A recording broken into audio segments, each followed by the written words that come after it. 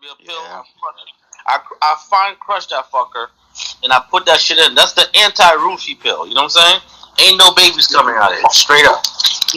I don't think, other people may understand how important it is for you to give us this space to be heard and give us this space to really come from who we are rather than the characters we was portraying, because that was really refreshing for my wife to finally be able to say how she's felt. You know what I'm saying? She's expressed this to me, and it's really refreshing because, like I said, I've been studying cults lately, and I know that those people who did that documentary, they don't know me. They don't know I exist. But the fact that they didn't hide and they didn't say, I'm not going to speak out, they actually helped me without knowing it. So, like I said earlier, this ain't got nothing to do with no views. This ain't got nothing to do with no likes. This ain't got nothing to do with no clout chasing. There's somebody listening to this who I don't know, who I may never know exist, who could finally say, you know what? I'm leaving my relationship. I'm leaving my organization. I'm leaving my country. Whatever it is, and whoever you are, this is for you. So as far as last straws, there was multiple last straws. But just to keep it in the context of where we currently at, when I was bringing in the money, because at one point I was under the impression that the money was coming through me, but the money wasn't. I wasn't bringing in the money. Another method of making it seem as if I ever left the situation, then the money would stop. But for the 8 years I remember, Nature Boy wasn't there. I ran the miles. I did them push-ups. I traveled to other countries. I did that for 8 years to earn what I have right now. It's not no magical fluke that by being involved with you that happened, because prior to me even getting that check, I was notified by somebody who I was in the military with that told me that I was entitled to benefits. And Nature Boy wasn't even aware. So when it comes to supporting other people, I felt like that check was for the group. The guys was getting clothes, everybody was eating.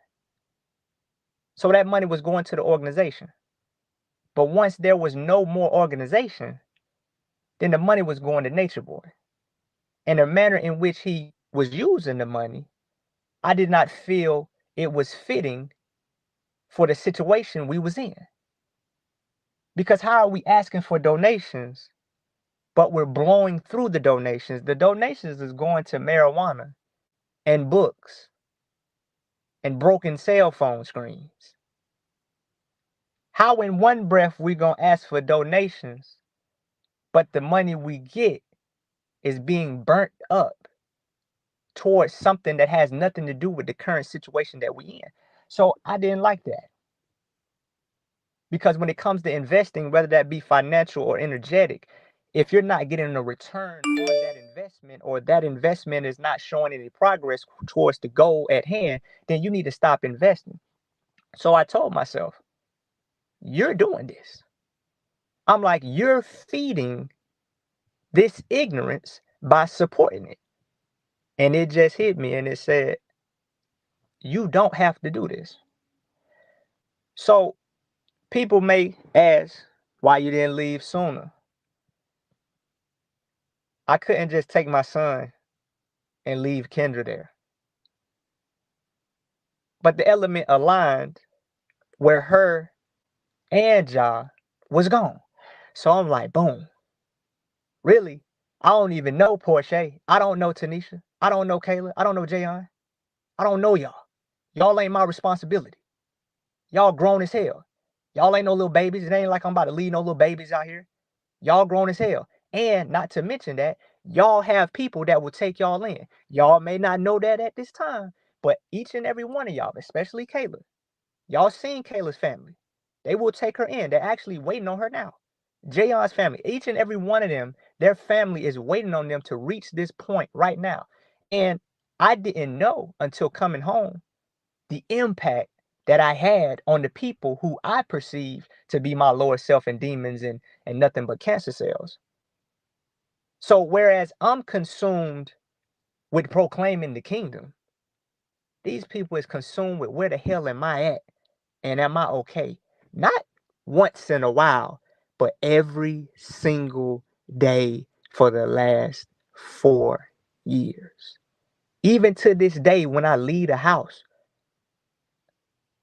I can feel my grandmother always asking, "Where you going?" Because she don't know if I'm coming back. She don't know if I'm walking out that door to go get involved with what not only I had to endure, but they had to endure as well. So back to the original point as it stands with the finances. I can't invest in this no more. I don't agree with it. I'm not about to bank on the fact that one day this terrible investment is going to turn a profit. I can't bank off subjectivity because the reason I came here is because the group was so objective. Everything they did down to the bottom of their feet and the top of their head, everything they was doing had an objective reason behind it. Now all of a sudden the dial has been changed to we're gonna do it because I'm magical. Damn that. Damn, do I look like David Blaine or Chris Angel? Damn that. I didn't come here for no fucking magic. If I came here for magic, I would have went to Las Vegas. I came here because objective facts were being spoken and objective facts were being implemented. I understand the hair. I understand the sun and all those types of things like that. But this magical bullshit, I'm not with it. So, with my wife and my son out of the picture, we only have one person to worry about. And if you did not know, the reason I went so hard is because I have been going hard my whole life. This is me. I was ready to die. And I've seen comments where people may have said, oh, well, they're doing this now because they're afraid of legal consequences. I was ready to die in the military. I didn't care about getting deployed. I didn't care about going overseas. I considered that an honorable position because to me, we had a legitimate reason to do what we was doing, and that was to protect and to serve the people of the United States. Even my own life was not that important. So to think that legal consequences is now the deciding factor between what I'm doing is just the inappropriate perception of who I actually am. I didn't care nothing about the legal procedures. I didn't care nothing about going to jail. I didn't care nothing about none of that because I believed wholeheartedly in what we was doing. But when that was no longer present, I said, I gotta get up out of here. So I said, what do I have to do? I'm not just going to leave them out the blue. I'm going to do this right. Let me make sure they have all their belongings, and I'm only going to take what is mine. I didn't take none of their stuff. I didn't take none of their belongings. I made sure I unhooked my cards from everything that was being paid on their behalf. I unhooked my email. I unhooked my phone number. I went to T-Mobile. I said, hey, I need a new number. Got my new number. Got my new little SIM card. I left the car. I said, where can I leave the car and it not get stolen or towed away?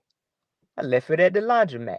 24-hour laundromat. Somebody's always around here. Boom. I'm going to leave the keys in the glove box. I'm going to leave y'all belongings in the car. I'm going to give you the directions. I'm going to give you the location to where the vehicle's at. Mind you, before that, Jayon was coming back. Wherever she was at, Jayon decided she was going to come back to the so-called kingdom of God. So I said I ain't even going to leave her out there. I could have left Jayon. I didn't have to pick her up. I could have left her at the airport and said, y'all go do what y'all want to do with her. But I said the least I'm gonna do is I'm gonna pick Jayon up, bring her back to the house, so at least she ain't gonna be out here stranded in Atlanta. So I picked Jayon up from the airport, dropped her off, and then once 8 o'clock hit, because that's the end of his phone call session, I said that's the last time y'all gonna hear from me. Y'all don't even know it yet, but that's the last time y'all gonna talk to me. And so I sent them a text message with the instructions on where the car was at, how long I was going to keep the phones on, because I wanted them to have communication to set themselves up with this new transition that's now about to be taking effect. I didn't even want to leave. I didn't even want to leave out the blue because I didn't want to do it dirty. And you know, from Nature Boy's perspective, anybody leaving him is a dirty move. But my thing is was this a friendship or was this a lease? Because he be acting like you terminating leases. There's no duration to friendship.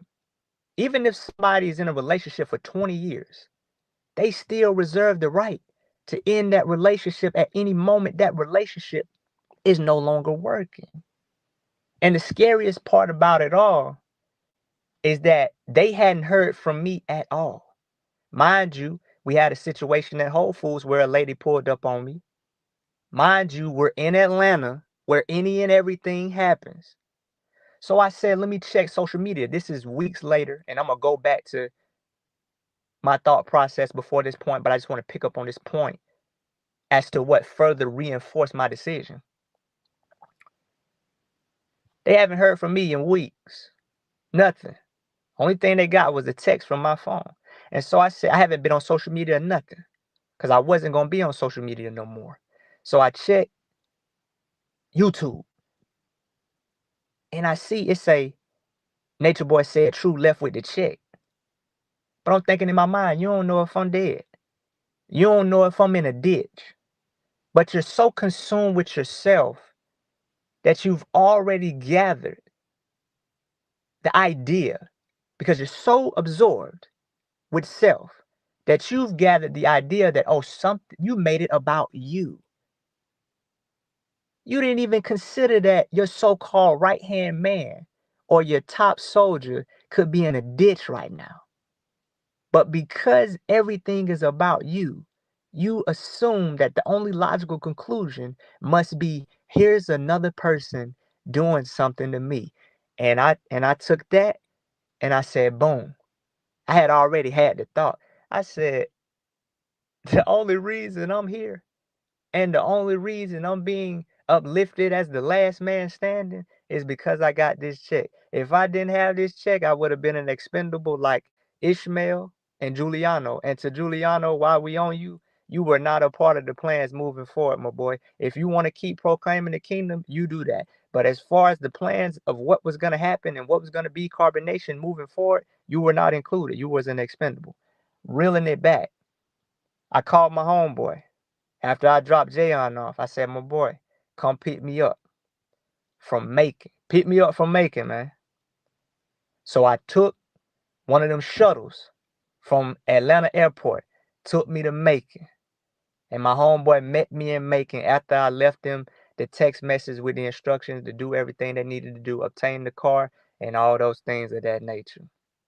And as I'm leaving, I already knew in my mind, I can't trust nobody. Anybody that has a carbonation affiliation to this point can't be trusted from my perspective at that time. Not even my own wife. I'm thinking Kendra could possibly be underneath the indoctrination, so I didn't reach out to her at all. I checked my email. I see that the girls that are still there were more than likely instructed to email me, and I didn't even read the emails. I was just disappointed that the emails was not about my welfare, but rather the emails was about the conclusion that something must have been done to me. It was not a where you at? Are you okay? Nothing like that. It was an automatic assumption that I must have ran off on the plug or ran off with the check. But that's cool. And I seen a message above that from Kendra. And I read the message and it's saying, you can talk to me. I'm worried about you, where you at, but it didn't register with me like that because I'm so paranoid. I'm already in a state of I'm on my own at this point. And I didn't even respond back to it because I feel like she could potentially be used as some form of bait to determine where am I at and what am I doing. So I left that alone, but I knew I couldn't move forward with my life without I had to everything else was easy. The logistics of changing my phone number and getting a new email and you know uh, other things of that nature reintegrating back into the so-called system, which man, we gonna have to go. I'm glad this is not the final day we're gonna do this. There's so many other branches off. There's so many other branches and so many other avenues that we could go down, but I'm not even gonna go down that one. I'm gonna stay on this one. It was easy to reintegrate back into the so-called system, but there was one hurdle that I could not move forward in my life without getting over. Is she still with that bullshit, or has she reached the same revelation that I'm at? Man, I was scared. No matter what I tried to do, that was always in the background of my mind because I just can't move forward and act like I don't have a son and I don't have a wife. I thought about taking my ass to one of these foreign countries, or even I didn't know where I was going, but I considered disappearing from the face of the earth. No social media presence, no internet presence, no communication with nobody. I was about to disappear and just fade out of existence. But that, realizing that I couldn't move forward without thinking about Kendra and Jawami, and also realizing from that documentary that I watched, multiple documentaries that I watched, that those people helped me by speaking out. So I said, I can't disappear. But I was so afraid to hear that she potentially went back to Atlanta, or for her to say that I was crazy for doing what I was doing, because I had already made up in my mind. I'm not about to argue with her. I'm not about to convince her, because I already know that people spent 4 years trying to convince me. People spent 4 years trying to argue with me and try to get me to see what I'm seeing now. And I've already come to the conclusion that this is something that a person must see for themselves. A woman must see the abuse in her relationship herself. And sometimes she can get kicked, she can get slapped, she can get punched, and still not see the abuse. So I said, Kendra has to see this for herself. And I emailed. I said, let's start with an email. That's easy. You can't, you know what I'm saying? You can't do much on the email. So we talked on the email, da da da da. I still wasn't convinced. So one day I said, you can't keep pushing this off, man. Today is the day that you find out the next course of your life. Is she coming with you? So I called her. And like she said, we was on the same page, and we knew it. We knew it from the first words that were said. We knew we was on the same page. And ever since that day, we have been navigating properly what we experience. We've also given ourselves permission to take our time. We've only been on here for an hour, and we ain't even close to what me and Kendra have talked about. Me and Kendra have stayed on the phone 7, 8 hours at a time. And because we're untangling our mind, it don't even feel like it. I stayed up to 6 o'clock. 6 o'clock. Got back up at 3. Got back up at 9, 3 hours later. So immersed and amazed at what happened. It's almost unbelievable. But with all that being said, where we're at right now is making this not about us. Like I keep saying, this is not about us. This is not about carbonation. This is about anybody who's been in a similar situation, because the reason you go through things, just like in an AA meeting, the leader of an AA group typically is somebody who used to be an alcoholic, somebody who used to abuse drugs. And going through that situation, I feel like me and Kendra are now obligated to not just get Portia, Tanisha, Jayon, and Kayla to finally leave